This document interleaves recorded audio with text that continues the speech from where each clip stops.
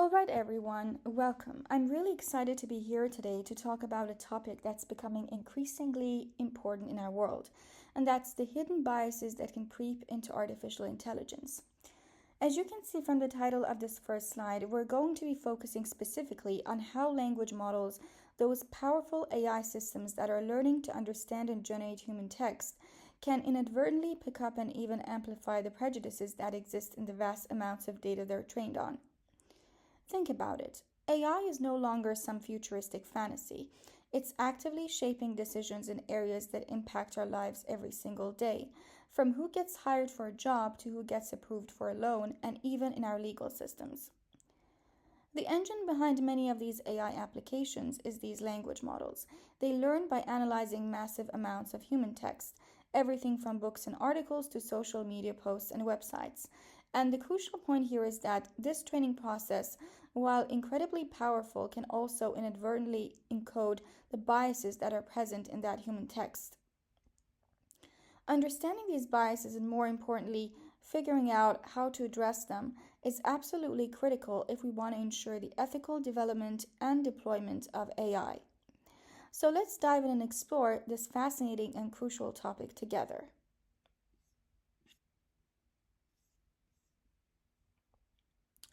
Okay, so now that we have a sense of why this is important, let's take a step back and really understand what these language models are and how they work at a high level. As this slide explains, language models, or LMs for short, are essentially designed to predict the next word in a sequence. Think of it like your phone's autocorrect feature, but on a vastly larger and more sophisticated scale.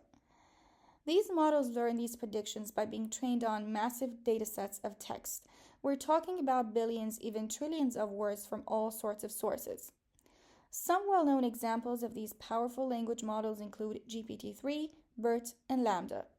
Just to give you an idea of the scale we're dealing with, GPT-3 alone has a parameter count that exceeds 175 billion. That's an incredible amount of information it has processed. Now, what are these language models actually used for? Well, their ability to understand and generate text has led to a wide range of applications. As you can see here, some key areas include providing accurate and fluent translation services between different languages, powering realistic and conversational AI that can interact with users, and automating the creation of diverse content from articles and marketing copy to even creative writing. So they're incredibly versatile and are becoming increasingly integrated into many of the technologies we use every day. But it's precisely this power and widespread use that makes understanding their potential for bias so crucial. Because if these models are learning from biased data, those biases can then be reflected and amplified in all of these applications.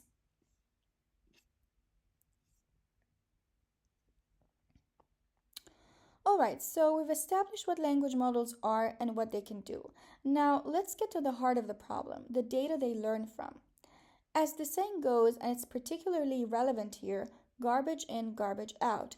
Language models learn from existing text and code, and the crucial point is that these datasets often reflect the historical and current biases that exist in our society. They're not neutral, they're a product of our history, our cultures, and unfortunately, our prejudices. A prime example mentioned here is the web text dataset, which is a massive collection of text scraped from the internet.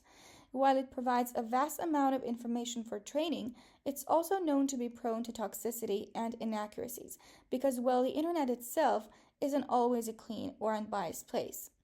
This inherent bias is in the training data leads to a number of serious issues, highlighted at the bottom of the slide. This data reflects societal prejudices, meaning the language models can inadvertently learn and perpetuate harmful stereotypes related to gender, race, religion, and other sensitive attributes. When AI systems are trained on biased data, they can produce skewed and unfair results in real world applications, leading to discriminatory outcomes in areas like hiring, loan applications, and even criminal justice. And beyond just bias, the data can also be simply inaccurate or contain toxic content, which can lead the language models to generate false or harmful information. So, the quality and the inherent biases within the training data are a fundamental challenge we need to address when it comes to building ethical and fair AI systems. The sheer volume of data needed to train these models makes it incredibly difficult to curate and filter perfectly. Okay, so we understand that the data can be biased, but how does this bias actually show up in the language models themselves and in their outputs? This slide, How Bias Manifests, gives us some concrete examples. Bias in language models often manifests in the form of gender stereotypes and racial prejudices. For instance, research has shown that these models might associate the word doctor with male pronouns a staggering 95% of the time. Conversely, they might disproportionately associate professions like nurse or secretary with female pronouns. This isn't based on any inherent truth, but rather on the patterns they've observed in the biased texts they were trained on, where these associations are more frequent. This reinforces stereotypical gender roles and can have real world implications. For example, in resumes, screening tools, or job advertising. Similarly, language models can also associate certain names, often those more common in specific racial or ethnic groups, with negative concepts or even crime. This is a clear example of racial bias seeping into the AI. Sentiment analysis, which is the ability of a model to understand the emotional tone of text, can also react differently to seemingly neutral statements simply based on the perceived demographics of the person making the statement. These are just a few examples, but they highlight how the biases in the training data can lead to discriminatory results in various applications. It's not that the AI is intentionally being prejudiced, it's learning and reflecting the biases that are already present in our society and embedded in the text it's trained on. This is why it's so crucial to be aware of these manifestations and actively work towards mitigating them.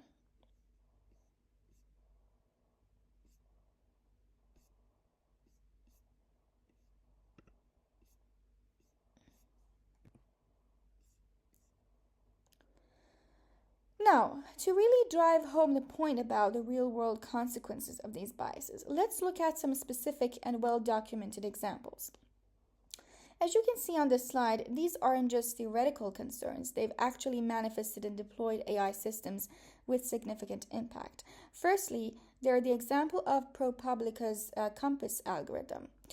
Um, Compass is a tool used in the US criminal justice system to assess the risk of recidivism, the likelihood of a defendant reoffending.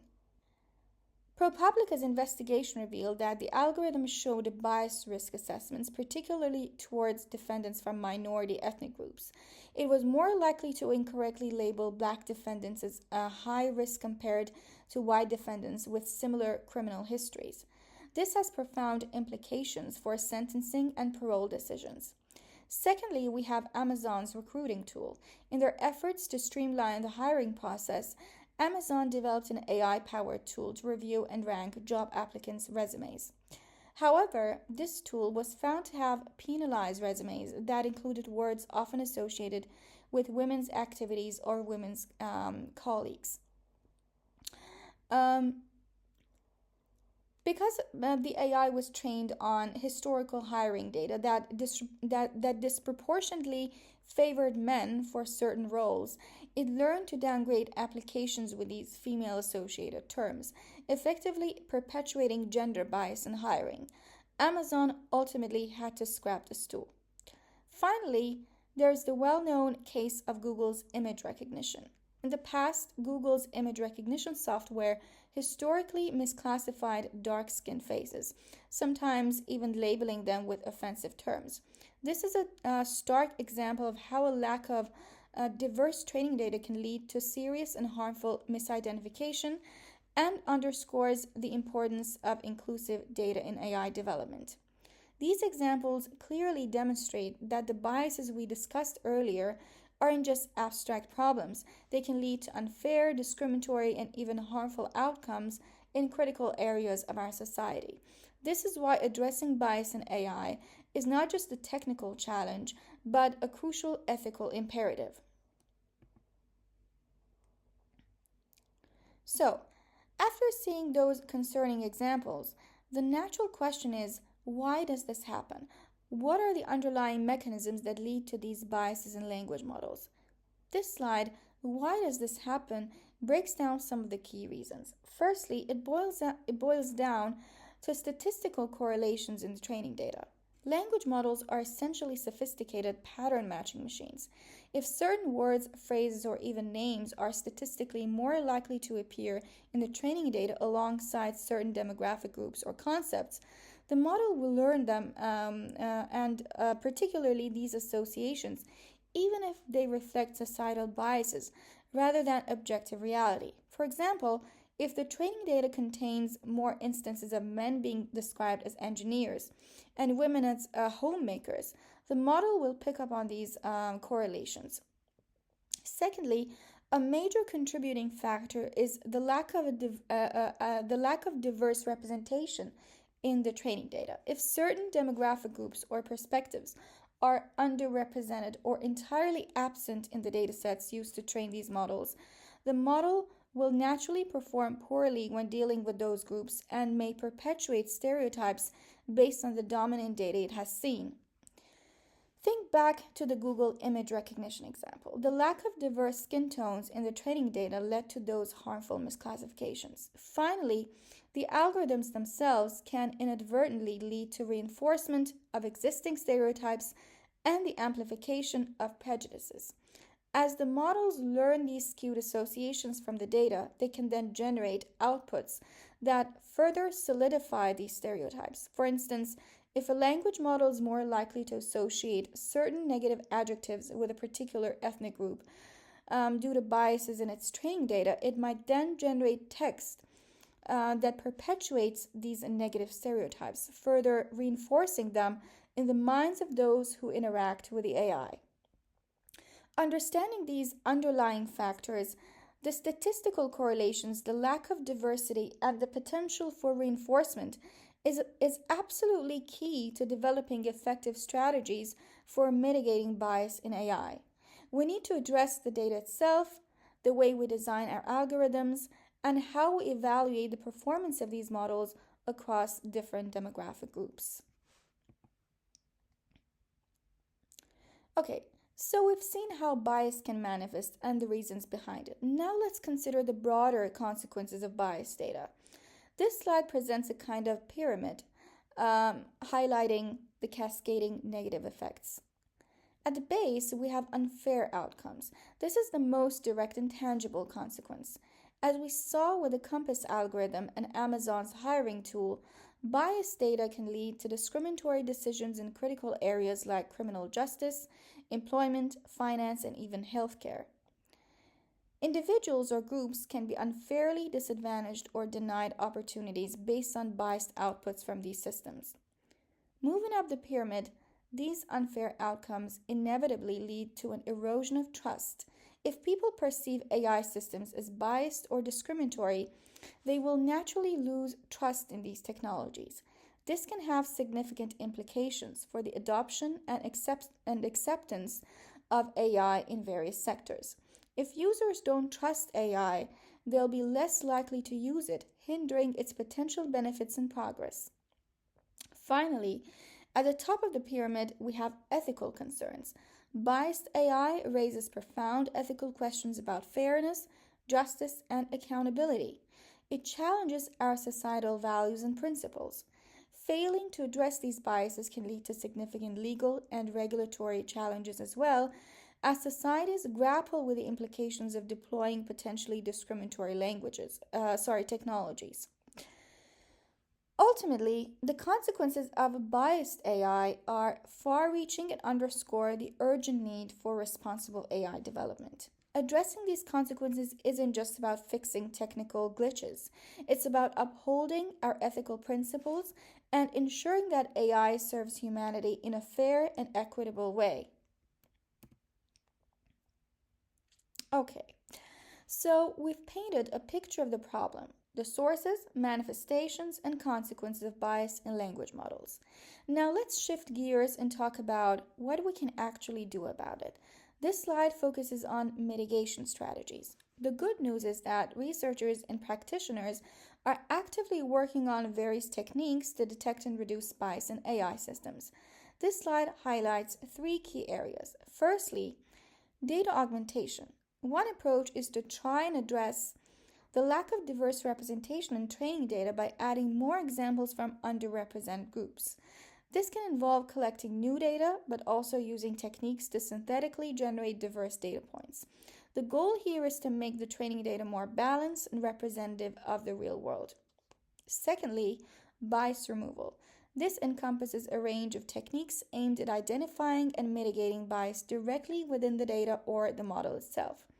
This could involve pre-processing the data to reduce skewed distributions or applying algorithmic interventions during or after training to make the model's outputs fairer across different groups. There are various mathematical and statistical methods being developed for this purpose. Thirdly, human-in-the-loop systems are crucial. While the goal is often to automate processes with AI, incorporating human oversight and feedback at various stages, from data curation to model evaluation and deployment, can be incredibly effective in identifying and correcting biases that automated systems might miss. Human judgment, especially from diverse perspectives, plays a vital role in ensuring fairness and accountability. It's important to understand that there's no single silver bullet solution to the problem of bias in AI. It often requires a combination of these and other strategies applied throughout the entire AI development lifecycle to create more equitable and trustworthy AI systems. The aim of all these efforts is to move towards a future where AI benefits everyone fairly. Building on the technical mitigation strategies, this next slide emphasizes the role of regulation and oversight. While technical solutions are crucial, they're not enough on their own. We also need broader frameworks and practices to ensure responsible AI development and deployment. Firstly, ethical guidelines and standards are essential. These provide a framework for developers, organizations, and policymakers to think about and address potential biases and ethical implications of AI. These guidelines can help shape best practices and inform the development of more responsible AI systems. Secondly, algorithmic audits and impact assessments play a vital role in promoting transparency and accountability. Just like financial audits, algorithmic audits involve independent reviews of AI systems to assess their fairness, accuracy, and potential for bias. Impact assessments help to proactively identify and evaluate the potential societal consequences of deploying an AI system before it's widely used. Thirdly, transparency is key. Understanding how AI systems work, what data they are trained on, and how they make decisions is crucial for identifying and addressing bias. Greater transparency allows for scrutiny and enables us to hold developers and deployers accountable. Finally, fostering diverse development teams is incredibly important. Teams that include individuals from a wide range of backgrounds and perspectives are more likely to recognize potential biases and develop more inclusive and fair AI systems. Different life experiences and viewpoints can help to identify blind spots and ensure that the needs of diverse populations are considered. Regulation and oversight encompassing these elements are vital for responsible AI governance. They provide the necessary structures and mechanisms to ensure that we're not just developing powerful AI, but that we are developing it ethically and in a way that benefits all of society.